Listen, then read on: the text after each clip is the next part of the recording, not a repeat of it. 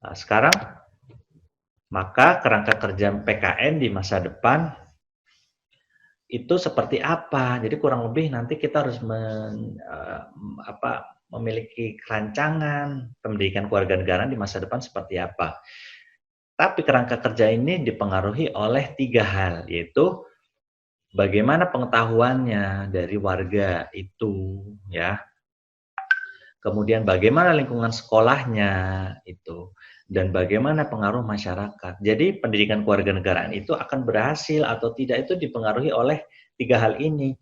Bagaimana pengetahuan si siswa itu akan apa, akan kewarganegaraan, apakah dia tahu hak dan kewajibannya, apakah dia tahu bagaimana menjadi warga negara yang baik.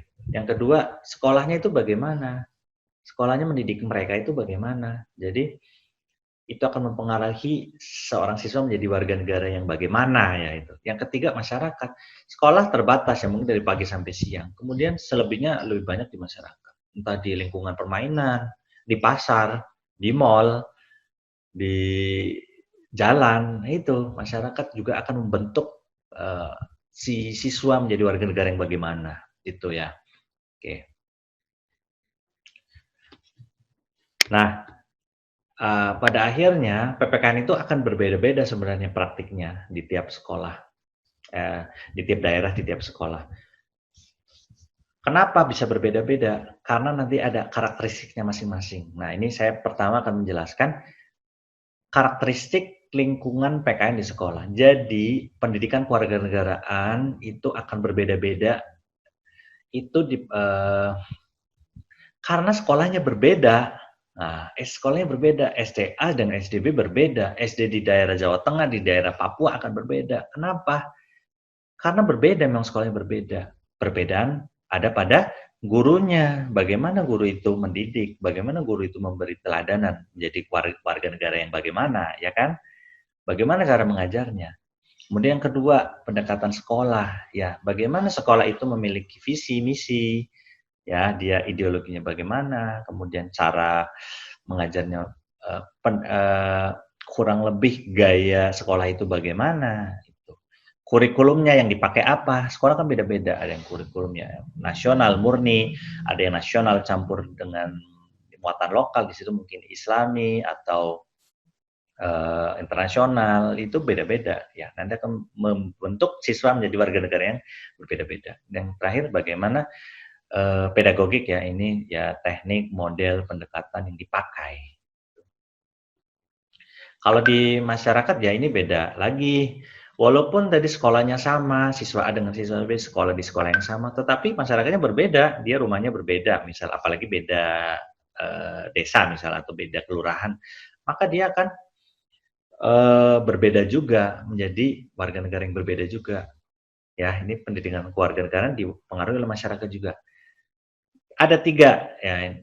Pertama, medsos. Nah, medsos ini kan sebenarnya kayak seperti menyatukan ya, menyatukan umat manusia ya ini. Jadi dari medsos ini anak itu sejauh mana dia terjun di dunia medsos ya, di situ akan dipengaruhi oleh warga netizen itu, kemudian ya teman-temannya di medsos, bagaimana dia, apa yang dia lihat di medsos itu akan mempengaruhi dia kan.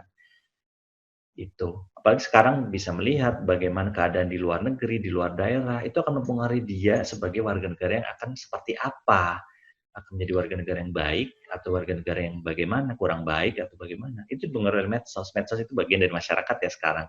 Yang kedua, nah ini kalau yang 2 dan 3 itu agak mudah lah, tidak perlu saya jelaskan panjang lebar. Intinya kalau teman sebayanya bagaimana, orang tuanya bagaimana, berbeda-beda, maka akan mempengaruhi anak itu. Jadi warga negara yang berbeda juga kan, berbeda pemikiran, perilaku, ya pasti ya ini jelas. Organisasi komunitas ya juga sama. Masyarakatnya bagaimana di situ? Kita anak yang tumbuh di masyarakat yang warga negaranya cenderung baik, ya baik itu berarti tadi patuh dan aktif, partisipatif, maka kemungkinan dia akan ikut ya sesuai dengan pandangan social learning. Tetapi kalau yang sebaliknya, maka dia kemungkinan akan ikut menjadi warga negara yang kurang baik juga. Jadi seperti itu.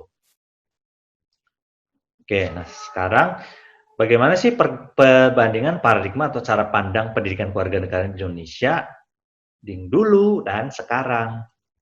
Oke, nah ini ya saya ilustrasikan di ini yang jadul dan yang zaman now ya, ini perbandingan cara pandangnya beda. Jadi kita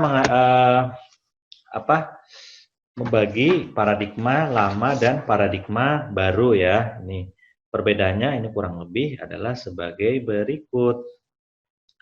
Dari visi, kalau di paradigma visi misi ya, kalau di paradigma lama ini, nah dari visi misi ya, kalau di paradigma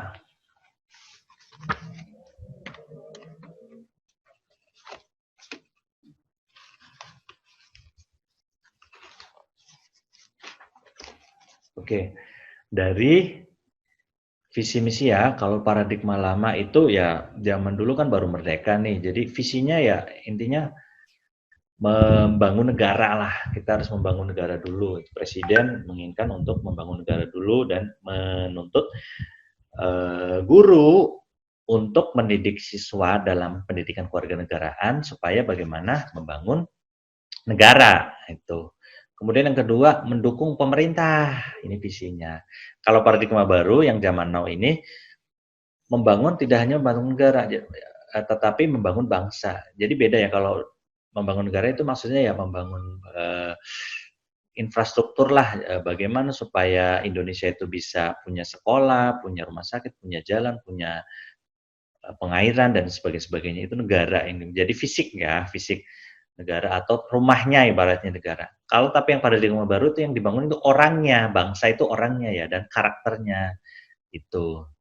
Beda lah, mungkin ya sekarang kita Indonesia sudah ini ya, sudah rumahnya ibaratnya sudah jadi, maka sekarang kan ya bagaimana mendidik orangnya supaya berubah menjadi orang yang baik gitu kan. Kalau kita juga jadi rumah tangga, menjadi rumah tangga baru kan yang dipikir pertama kita bagaimana kita punya rumah, baru mikir bagaimana eh, suami atau istri atau anak-anak kita itu dibangun, dibentuk karakternya. Itu mungkin seperti itu ya. Nah, tadi yang kalau paradigma lama menginginkan supaya siswa menjadi warga negara yang nurut. Nah, kalau yang paradigma baru itu warga negara yang berdaya. Berdaya artinya dia mandiri, ya, mandiri. Kemudian aktif juga, tidak hanya nurut, dia nurut, mandiri, tapi juga aktif, berani mengkritik, berani memberikan aspirasi. Itu paradigma baru ya. Sekarang dari misi, ya, misi adalah kalau visi itu lebih umum lah ya. Kalau misi ini caranya bagaimana? Nah, menurut paradigma lama, maka misinya adalah membentuk warga negara yang baik. Jadi supaya siswa SD itu dididik di PPKN, pendidikan kewarganegaraan, supaya menjadi warga negara yang baik. Warga negara yang baik menurut paradigma lama itu yang apa sih? Yang nurut pemerintah, kemudian mendukung apapun yang dilakukan pemerintah. Tetapi kalau yang menurut paradigma baru, PPKN itu misinya untuk apa? Benar sama juga, membentuk warga negara yang baik, tetapi warga negara yang baik menurut paradigma baru yaitu yang aktif, kemudian kritis, ya intinya itulah, tidak hanya nurut saja tetapi aktif, ya boleh aktif dan kritis.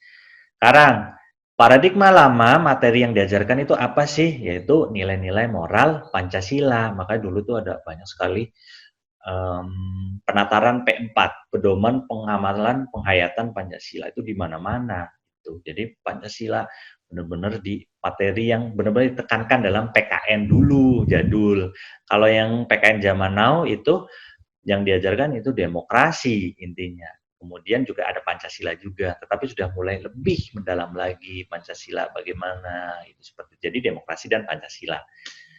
Strategi pembelajaran zaman dulu jadul itu dia strateginya pokoknya memberi mengindoktrinasi ya. Jadi memberi masukan, memberi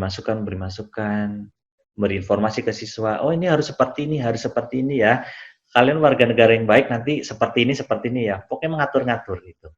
Kalau yang sekarang tidak hanya mengatur, tidak mengatur, tetapi berusaha untuk diskusi, berdialog dengan siswa. Menurut kamu bagaimana yang baik, bagaimana yang kurang baik, yang buruk misalnya itu. Dan juga tidak menutup adanya kritik. Jadi misalnya ada siswa yang berpikiran kritis kemudian mengatakan, loh kan itu misal ya, ini saya beri contoh kasus ya, cara membelajarkan kalau misalnya siswa menemukan dompet di jalan itu apa yang harus dilakukan sebagai warga negara yang baik. Kalau di paradigma lama maka tinggal diberitahu, anak-anak kalau kalian menemukan dompet di rumah maka harus dikembalikan.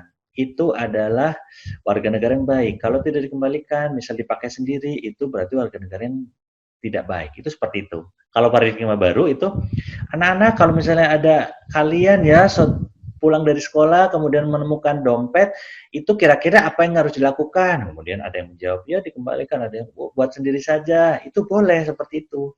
Kemudian ditanya lagi, menurut kalian bagaimana? Kenapa tidak dikembalikan?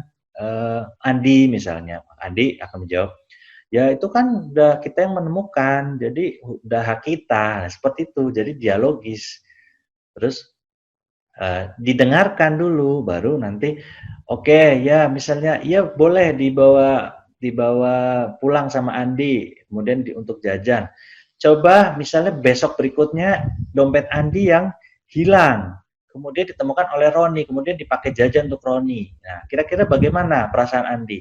Ya saya sedih lah, masa itu uang saya dipakai Roni, kan tidak boleh.